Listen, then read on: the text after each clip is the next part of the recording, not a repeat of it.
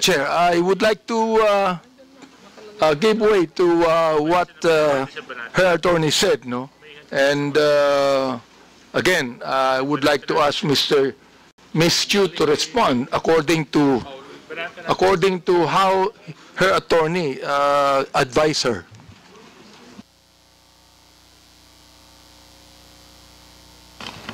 Ms. Grisette is recognized. Mr. Chair. Sorry, sir, I did not hear your question. My counsel was speaking with me. Could you kindly... Representative Abante, do you have any question? Yeah, I asked you a question a moment ago, and your lawyer conferred with you. So I agreed with what your lawyer said. And your lawyer said that it's just a matter of oversight, and you're willing to apologize. So please do it now. Yes, sir. My lawyer and I talked, and my case is a matter of oversight. And I apologize, sir. Thank you. Mr. Chair, I'd like to manifest that it's the third time that Ms. Grisette apologized to this committee. Let me continue on. On December 28, 2024, Ms. Grisette, Yes, sir. you said, in Tagalog, ang tanga ng gobyernong to, not just as leaders, but as human beings. Is that what you feel? Sir, I apologize. I do not know what happened on December 28 to make me angry. But if I wrote it that time... You're apologizing? For not... No, sir, I mean, I do not know what situation on December 28. Let me continue on. Yes, Let me continue on. Says, ipapamudmod sa mga naka-braces na nagbabakasyon abroad ang AKAP money tapos utang ng 629 billion. Yung budget ng ayuda this year na pinibigay kung kani-kanino na nag-mall tour pa yung mga tanga na 500 billion uutangin ulit kasi nag-deficit daw. Mr. Chair, Ms. Grisette, ang galing mo naman. Tanga ang gobyerno, ikaw matalino. Ano? Am I right? Tanga ang gobyerno, hindi matalino ka. Mr. Chair, when one is angry, one says bad things. And in the situation that, sir, Mr. Chair, in the situation when I found out so Mr. Chair, you still have words, no, Mr. Chair. Ibig sabihin, that you are actually telling your anger to your followers, your anger. Saan mo nakuha yung anger na yan? I mean, do you have the facts? Do you have the information? Do you have the documents? Mr. Chair? Sir, nasa news po na uutang tayo this year and last year. Sir, sir, please, Mr. Chair, kaya ako nagalit kasi may nakita akong naka-akap na naka-brace tapos, sir, I am not laying it on the congressman. I am laying it on the person who gave that person 5,000 despite na, sir, kasi taxpayer kami. Masakit, sir, na makikita namin na... Ms. Grisette, may I ask you the question, how much taxes did you pay? And I will tell you how much tax I paid. Sir... Ang katwiran mo, you're a taxpayer. Bakit? Anong palagay mo sa akin, di taxpayer?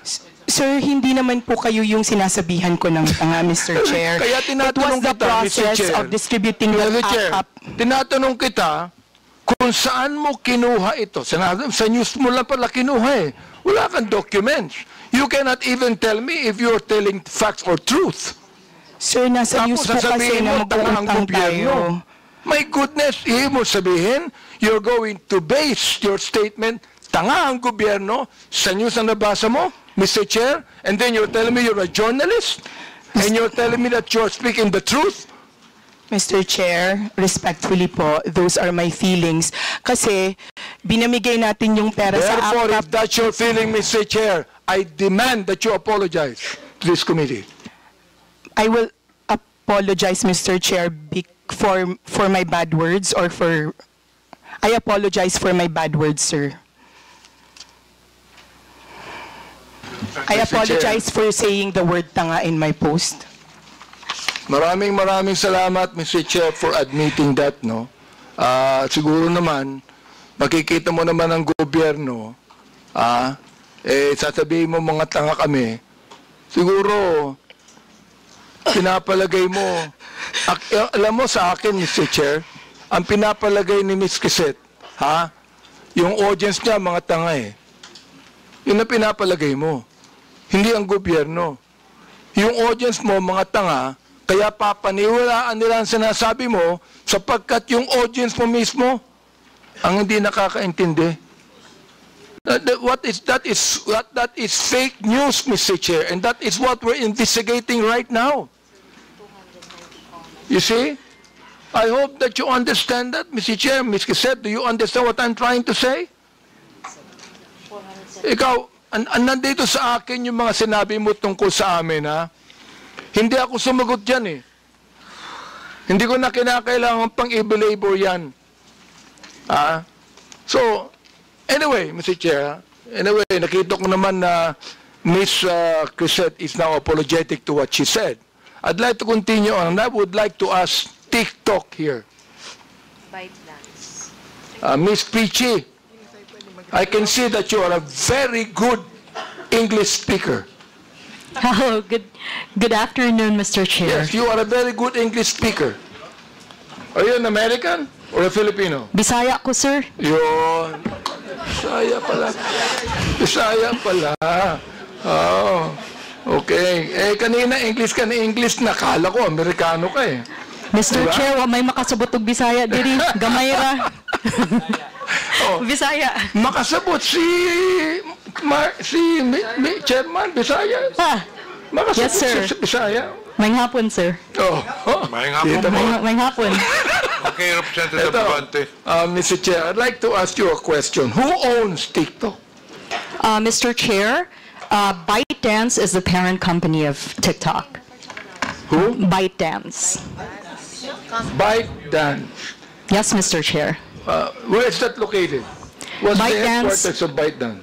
I believe, Mr. Chair, the headquarters of ByteDance is in China. In China.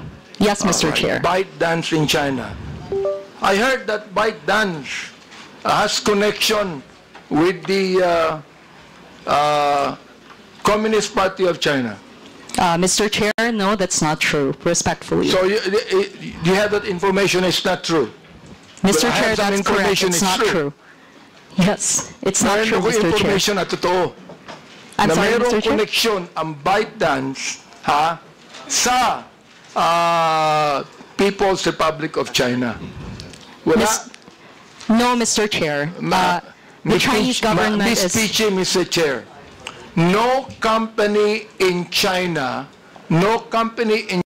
can exist without any connection with the People's Republic of China.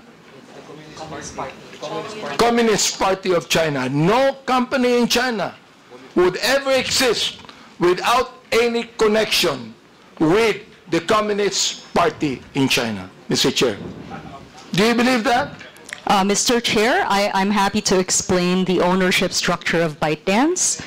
60% of ByteDance is owned by global investors, including General Atlantic, Susquehanna, and also SoftBank.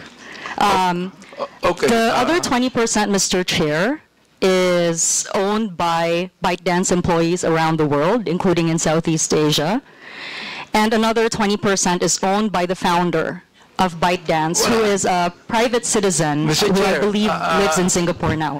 Sorry, Mr. Chair. Mr. Chair, you have syllables, no? Mr. Chair, I don't actually care who owns it or who are the shareholders to it.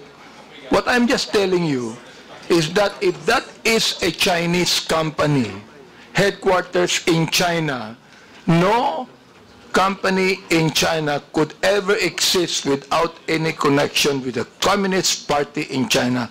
That is what I'm saying, and I'm not asking a question to you. Now, let me ask you a question now.